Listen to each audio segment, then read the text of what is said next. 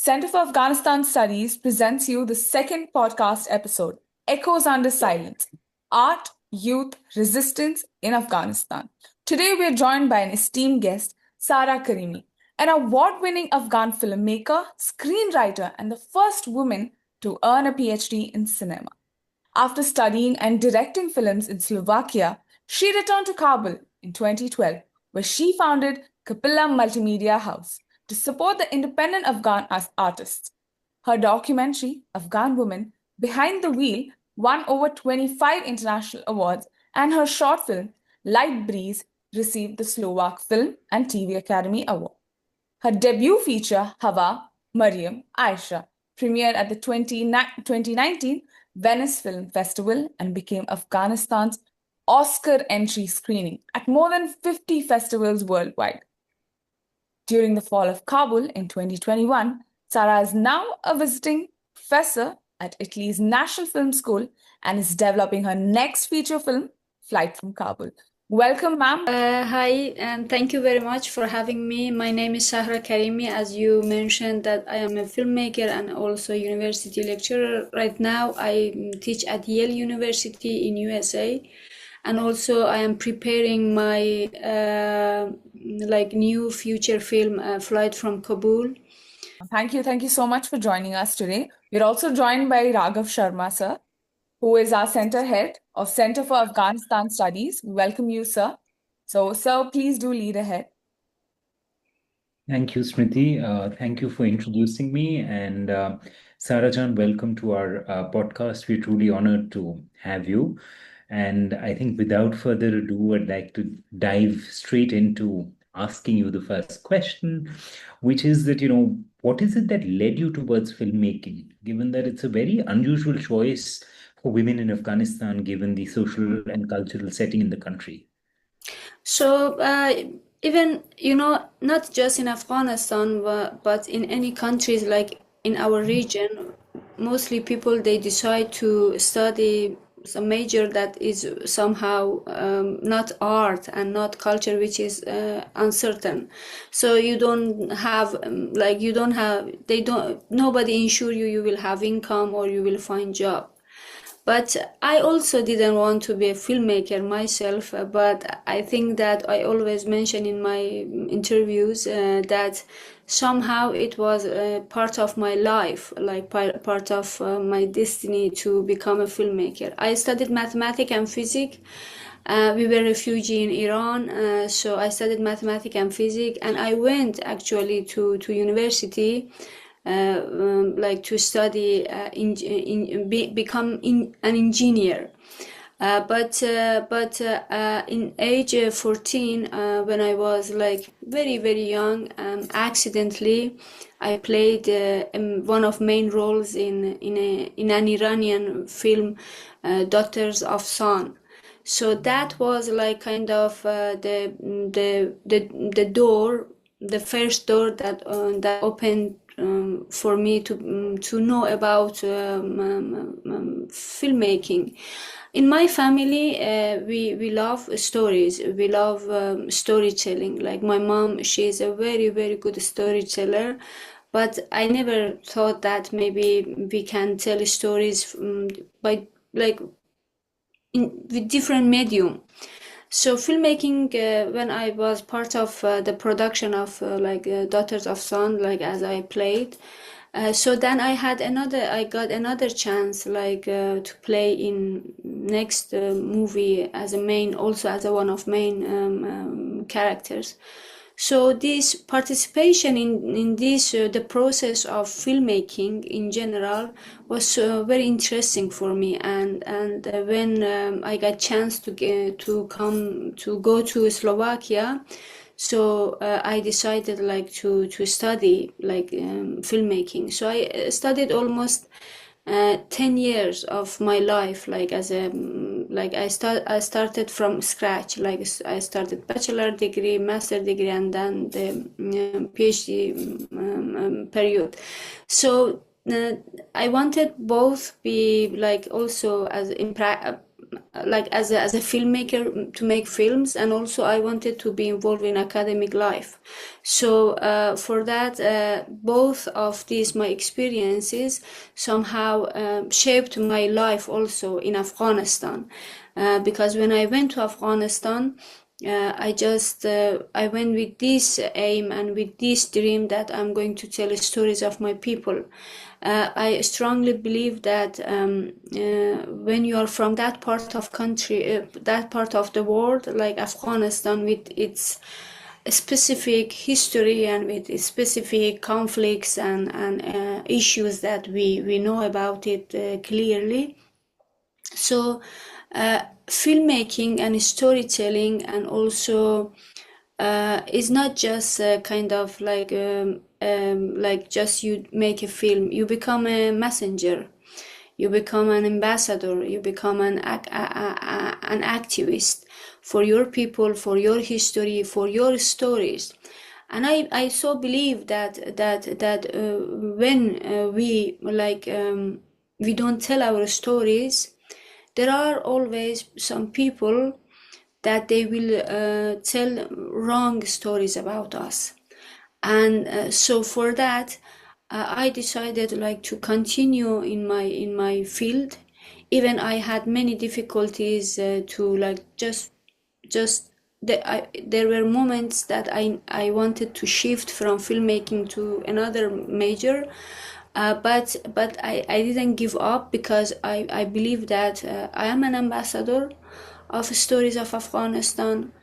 I am a messenger of our stories, and I am like somehow an actor of bringing changes through filmmaking and through storytelling. I think you touched on a very important point, telling stories of our people in a sense in their own voice. So how do your films highlight social issues that you think the international community has often tended to overlook in the Afghan context? Afghanistan is a very complex country, and so storytelling is a kind of is a tool, to somehow this to discover like among this complexity stories that tell us in easy way what we are as a nation, as a people, as a country. And we don't have many artists so far, because people, those people that they decided like to become an artist, or they decided to do artistic works or filmmaking, and they just decided, okay, to somehow to accept this challenge. So we are few, but and so the task is very heavy on our shoulder, and but we need to tell stories. We need to talk loudly. We need to challenge our own society and our own people. We need to somehow try to destroy those cliches about our countries through through introducing like a new the right narrative. Because about Afghanistan, as I said, with its complicity, there are many wrong narratives also, and those narratives that are wrong and that are shared with the world, also we people of Afghanistan, we take a part to create those narratives. So I think it is the responsibility, it is a responsibility of artists and filmmakers and storytellers and scholars, that to somehow to repair those narratives, and to like change those narratives, and to talk about untalkable issues. So for these things, you need to have courage.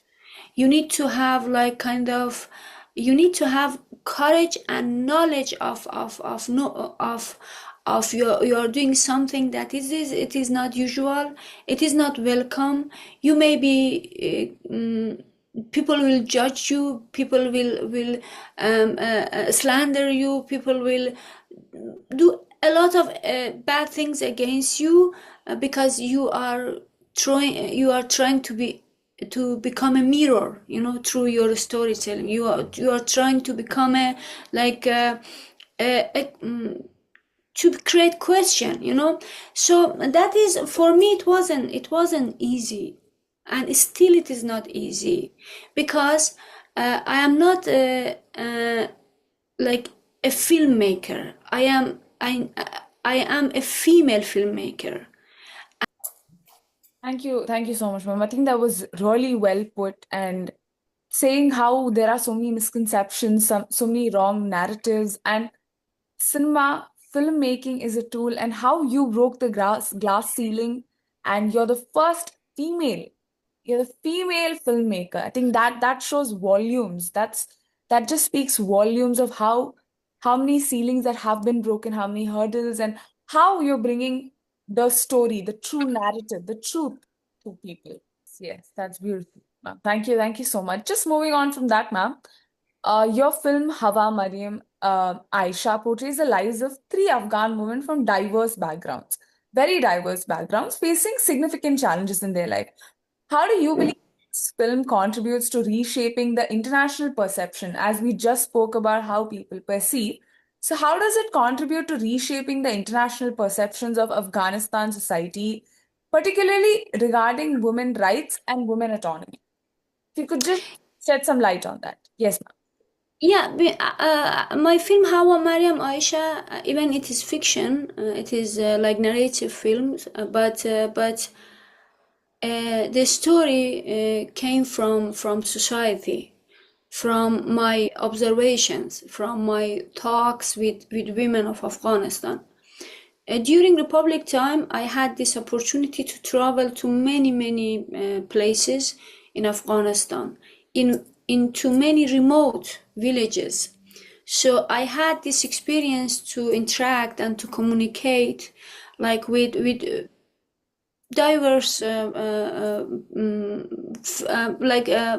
with women from diverse backgrounds, like housewives, like educated doctors, I don't know, students, wealthy women, poor women, farmers, everybody. After talking and traveling to many places, I came to this conclusion: as long as you are coming from particular country like Afghanistan, a very patriarchal country, a very anti-woman country, a very conservative country, so it doesn't matter, as a woman, you are educated or you are a housewife or you are like I don't know, teenager, with certain issues you will face the exact result, you know. And one is about pregnancy.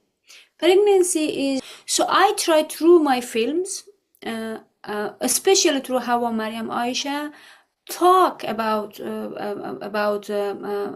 bodily autonomy, talk about like women's agency, talk about those small stops or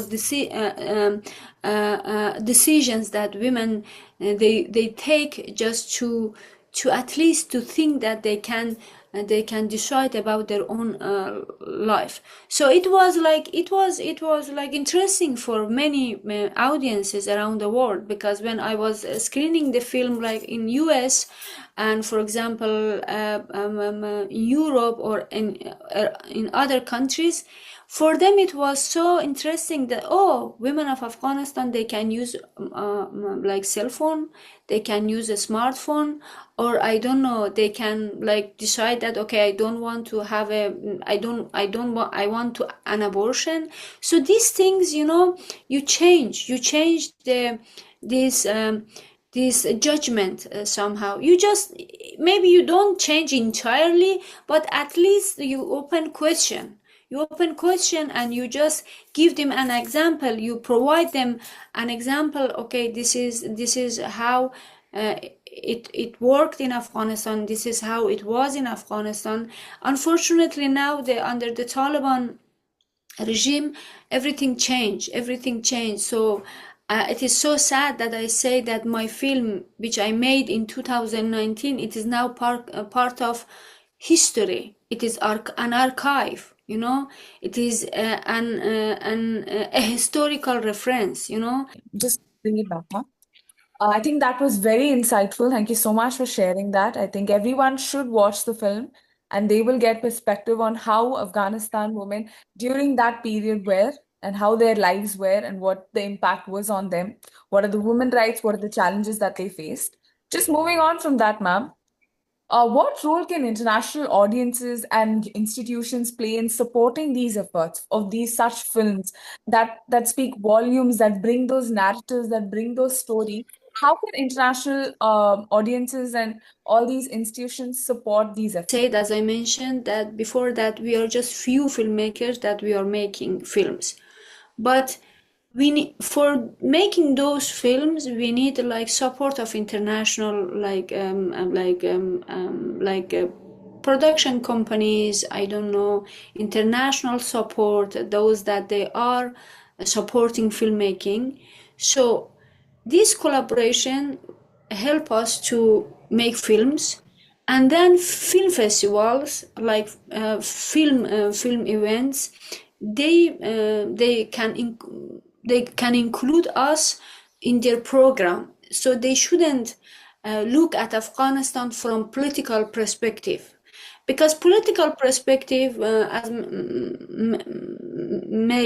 Mr. Sharma knows, that is always shifting the political agenda.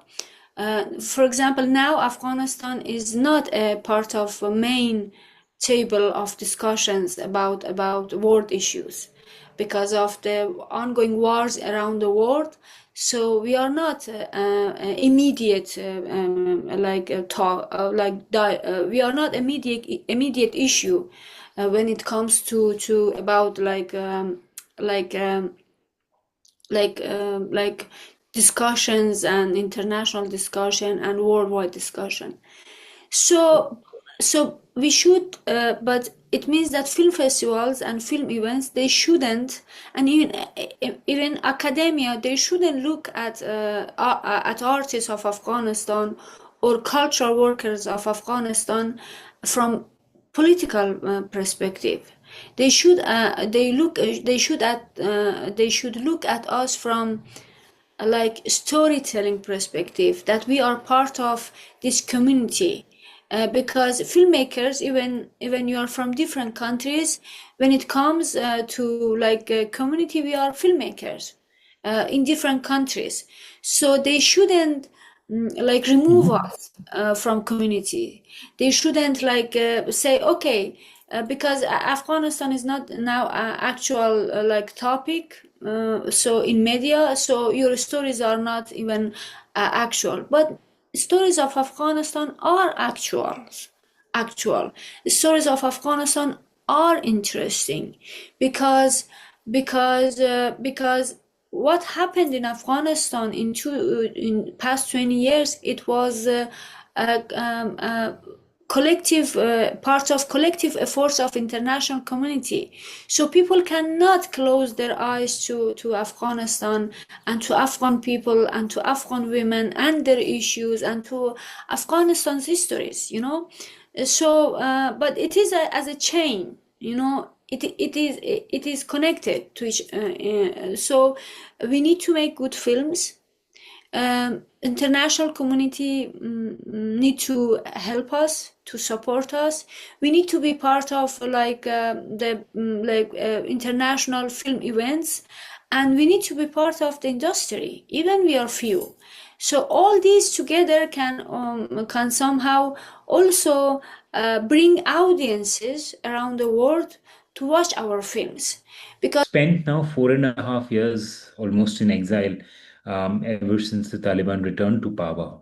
So, how has your time in exile How's your time in exile changed your perspective on filmmaking and resistance? It is interesting, this question, because the displacement, and you just change your country, your culture, your home, and you decide to live in different country with totally different system, culturally, socially, politically, language, everything. You need to find like a new way of existing, and a new way of living in totally new environment. Because of my experience when I was young and I lived in Europe, in Slovakia, so the integration, cultural integration and social integration was easy for me, because it wasn't something that, okay, suddenly I faced with. I lived here. I know the mentality of European people, for example, Western countries, but and because I studied in Europe, so this my study, these degrees that I got, also was kind of my wealth, you know. Uh, I lost everything in Afghanistan. Like I when I say I lost everything, it means I lost every single things that I owned in Afghanistan, I had in Afghanistan. I lost it within few hours. When Taliban came to Afghanistan, when they they got control of Kabul, and within few hours I decided, okay, I'm leaving, because of my nieces that they were all girls. So so the only thing that I had, and I think it saved my life, it was my like degrees and with me, and I just and my experience, and my films, and I started to write. One thing that somehow Mr. Sharma helped me a lot, it was cinema and its possibilities. Cinema helped me to process my grief, to process my sadness. Cinema helped me to shape my existence as an artist. Cinema helped me to talk about Afghanistan, to advocate for Afghanistan, to be part of Afghanistan, even I'm not in Afghanistan, I'm in exile, but to be part of the ongoing issue of Afghanistan. And I am so very thankful to cinema. I am so very thankful to storytelling. That's I, super easily put. I owe my existence. People, they say that I owe my existence to this, but I owe my existence to cinema, because because it gives me valuable life. It gives me valuable life. It somehow stays with me always in my loneliness, and it is somehow my friend, the storytelling. It is somehow my life partner for storytellings. It is somehow everything, you know, and and it gives me also this possibility to be a messenger for my Mhm. country, for my people. I as an individual, maybe I made many bad choices in life, maybe I made many mistakes, and as an individual, okay, Mhm. but I never regret that I decided to become a filmmaker and a storyteller. I never ever regret in my life. Maybe I regret many things in my life. I would do it in different way. But I never regret that I am a filmmaker, because that is the best thing could happen to me. And I am very thankful that I had this opportunity to be part of this community and to be part of this industry, and that is something so beautiful. And I believe that beauty will save us, from not dying, and from not like just wasting time, and from not just like wasting life. And I think cinema is something so beautiful, something so interesting, that I'm so thankful that I am a filmmaker. That's very, very poignantly put, Sarah.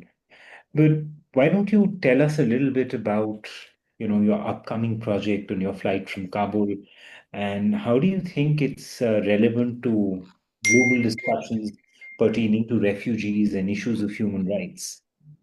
I think Flight from Kabul is a very important film because it says about. I know there were many news about people that fleeing from like they go to airports and they try to find an evacuation flight or something. But I understood that all stories are somehow so much, even media, even other filmmakers, foreign filmmakers, they're so focusing on that exact day, okay? And also, uh, that exact day is somehow shaping the narrative of Afghanistan, like to this perspective that Taliban is they're everything, always they talk about Taliban. It means that the whole Afghanistan and all years of Afghanistan just ended in that day. No, we had life, we had joyful life, we had achievements, we had like many good things before the Taliban. So my film is about those days, that that flight from flight Kabul is like a metaphor, unfinished projects, unfinished life, unfinished plans of people of Afghanistan. And it's so focused on young women lives in Afghanistan. So as I always make films about women, and also shows that okay, a country that was function, okay, every country has its up and downs, okay, politically, socially, culturally, but always there are actors of changes that they are doing projects inside the country to make it to improve things and everything. But the involvement of others to somebody's or to some countries issues can cause catastrophe, with that. This is also kind of, my film is a testimony for what we achieved in Afghanistan during past 20 years and what we lost.